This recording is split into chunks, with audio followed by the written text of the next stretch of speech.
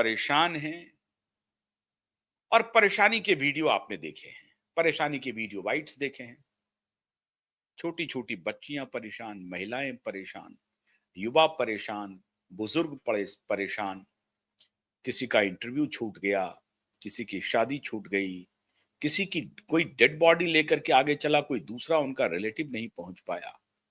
पूरा केओस हुआ, पूरा का पूरा केओस। और सरकार के तरफ से कहा गया क्रैकडाउन हो रहा है, बड़ी अच्छी बात है, क्रैकडाउन। लेकिन आज तो सरकार पर भी सवाल करना पड़ेगा। कौन सरकार? मोदी जी? नहीं। कौन सरकार? अमित शाह? नहीं। असली सरकार, असली सरकार, ये सब मोहरे हैं, बदलते रहते हैं। एक मोहरा है जिन्होंने भारत को कब्जे में करके रखा है और वो कंबल ओढ़ करके घी पीने का धंधा कर रहा है जब से इस देश को आजादी मिली है। नेहरू जी ने व्यवस्था बना दी, उस व्यवस्था में वो पहुंच गए वहां और उसके बाद कंबल ओढ़ करके मलाई खा रहे हैं। पाली से पास आउट किए, एविएशन के सेक्रेटरी बन गए। इतिहास से पास आउट किए, गवर्नर बन गए। इकोनॉमिक्स से पास आउट किए, साइंस एंड टेक्नोलॉजी के सेक्रेटरी बन गए। और हिंदी साहित्य से पढ़ाई किया, इरिगेशन डिपार्टमेंट के सेक्रेटरी बन गए। यही चल रहा है इस देश में। मतलब वो सर्वज्ञ हैं, सर्वविदित हैं और ओमनी प्रेजेंट हैं, हर जगह मौजूद हैं, सार्वभौमिक हैं। उन्होंने एक परीक्षा पास नहीं की कि अब आप सारे लोग नतमस्तक हो जाइए। और बार बार मैं देखता हूं मीडिया में आकर के, ए मोस्ट टफेस्ट एग्जामिनेशन, ये पास करके ये आ गए हैं, the best of the best brain है। अरे best of the best brain की कहानी ये है कि उन्होंने अपने एथिक्स में जो सबसे ज्यादा नंबर लाया था कि आपके वैल्यू सिस्टम कैसा होना चाहिए, वैल्यूज क्या होनी चाहिए, वो सबसे ज्यादा करप्ट निकले, 97%। मैं नहीं कह रहा हूं, सरकारी आंकड़ा है। जिन्होंने सदाचार पर,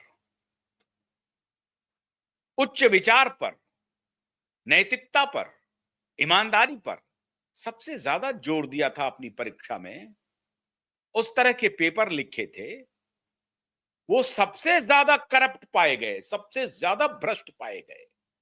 दुर्भाग्य हमारा यह है कि हमने पढ़ाई लिखाई का मापदंड कुछ आंसर सीट को ही मान लिया है। ज्ञान का मापदंड, पढ़ाई लिखाई तो ठीक है, ज्ञान का मापदंड, ज्ञान का मापदंड, जो नॉलेज का जो मापदंड है, वो कुछ परीक्षा में उत्तीर्ण होना और असफल होना, इसी को माना है। अगर आप उस परीक्षा में उत्तीर्ण हो गए हैं तो आप ज्ञानवान हैं, आप ज्ञानी हैं, आप सर्वज्ञ हैं। अगर आप उत्तीर्ण नहीं हुए हैं तो आप अज्ञानी हैं। एक ही व्यक्ति उसी परीक्षा में 2 बार उत्तीर्ण हो रहा है, 2 बार बैठ रहा है, और 1 बार उत्तीर्ण हो रहा है और 1 बार फेल हो रहा है। अद्भुत खेल है।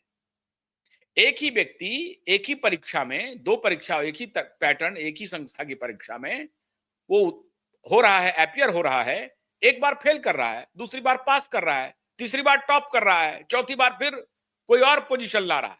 अद्भुत है। लेकिन फिर भी एक पैरामीटर है, वो 1 बार फेल ही कर गया, मान लीजिए, किसी से प्रिलिमिनरी एग्जाम भी नहीं निकला, दूसरे अटेम्प्ट में वो सीधे टॉप कर गया।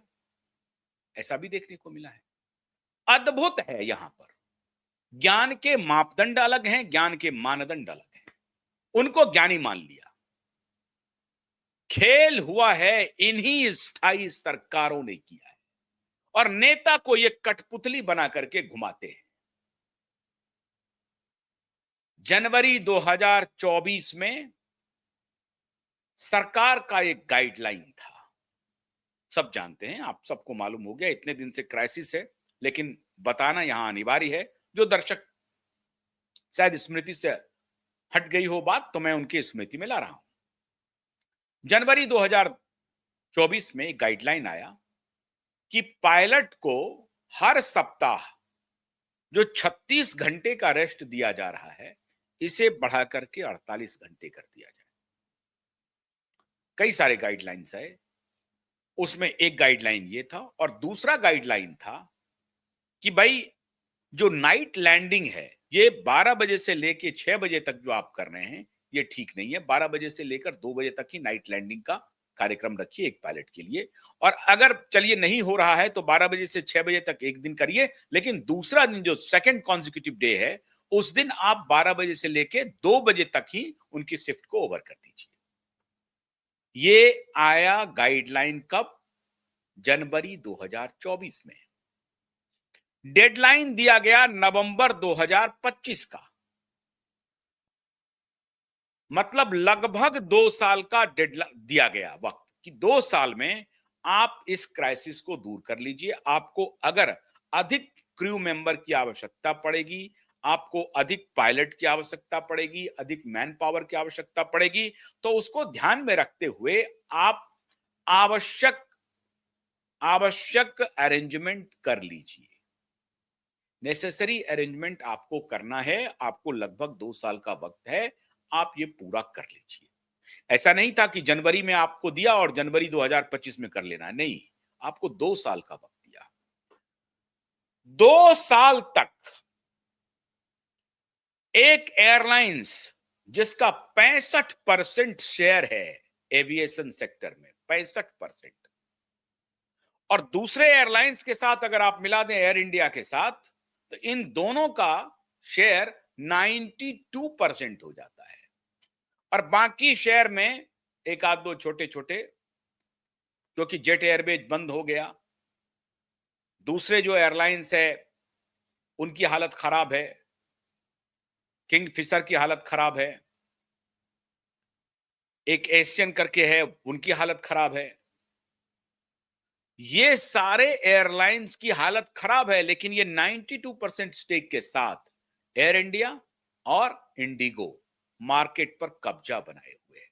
एक प्रकार से मोनोपोली है, और इस मोनोपोली का तांडव तब देखने को मिला जब इंडिगो की क्राइसिस शुरू हुई और हजारों फ्लाइट कैंसिल हुए।